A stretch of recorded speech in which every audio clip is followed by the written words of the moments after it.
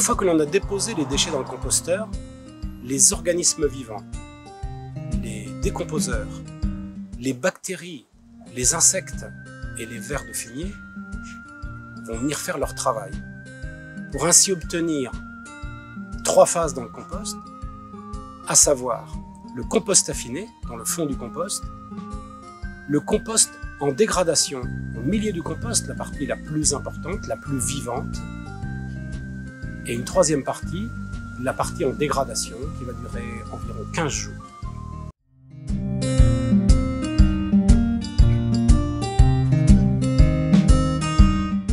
Alors, les différentes étapes du compostage. Voilà, le fond du composteur avec son compost affiné.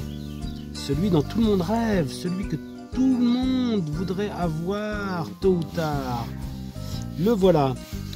Mais on a essentiellement besoin de ce compost-là dans son état pour faire du rempotage et pour faire des semis.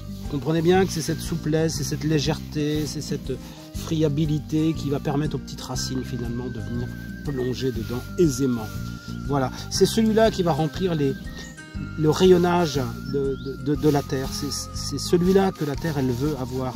Hein, elle n'a pas de dents non plus la terre, il lui faut de la finesse, de la légèreté, du bonheur finalement pour retrouver toute sa santé. Ça c'est la partie intermédiaire du compost, hein, la partie du milieu entre l'affinage et la dégradation. C'est la période la plus longue, c'est dans celle-là qu'il va se passer le plus de choses. C'est là qu'on va avoir la présence de nos insectes, hein, et puis aussi de Eisenia foetida, notre petit ver de fumier, notre petit ver décomposeur. À ne pas confondre avec le lombric, hein, qui lui est un jardinier, qui lui va incorporer la matière organique dans le sol. Voilà. Sa présence, elle est intéressante parce qu'ils sont présents en règle générale entre 5 et 25 degrés. Donc, c'est un bon indicateur d'un compost qui fonctionne bien. Voilà, on est dans des températures correctes pour un compostage facile.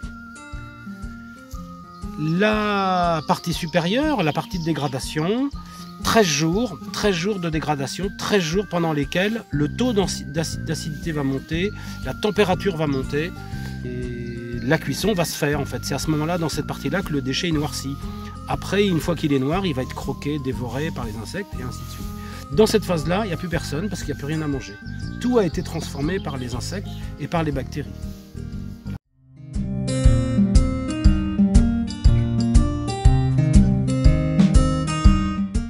Donc on peut utiliser ce compost-là ou ce compost-là à différentes périodes. On n'est pas obligé d'attendre d'arriver à l'état d'affinage. On peut, dès celui-là, au bout de 15 jours, 3 semaines, vos déchets ils sont noircis, vous pouvez les étaler sur le sol. Avec le temps, avec les saisons, avec les insectes, etc., on finira par arriver à cet état-là. L'idéal, c'est à ce moment-là de le recouvrir avec des feuilles, de manière à ce que ça ne profite pas directement aux adventices qui pourraient venir s'installer là-dedans.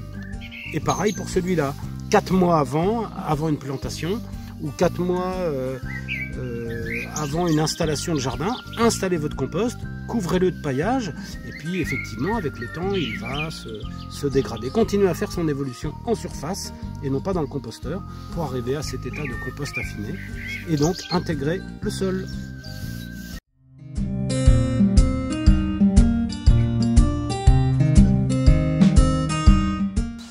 Alors le compost on le récupère par les trappes là éventuellement. Hein, c'est une solution finalement puisque toutes les trappes elles s'ouvrent là en fait, hein, donc de tous les côtés on peut ouvrir. La solution qui me paraît à moi la plus pertinente c'est le deuxième composteur. C'est-à-dire que quand le premier composteur il est plein, ben, je le laisse maturer, je le laisse évoluer et puis j'emplis mon deuxième compost. Et au fur et à mesure que celui-là il s'emplit, bien l'autre il va baisser. Vous imaginez bien que la quantité de matière que vous avez apportée, elle va se transformer, elle va fondre. Elle va fondre et elle va être complètement homogène et immédiatement utilisable pour les besoins qu'on en a dans le jardin.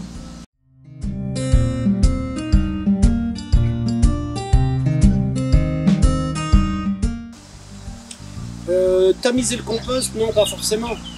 Tout dépend de l'utilisation que vous allez en faire. C'est-à-dire, si vous décidez de mettre un compost qui n'est pas complètement affiné dans le jardin, vous n'êtes pas obligé de le tamiser. Par contre, si vous voulez faire des semis ou du rempotage, oui, vous allez avoir intérêt à le tamiser, d'avoir une matière très fine, très agréable, qui va s'incorporer dans les pots de fleurs ou dans les petites caissettes pour les semis.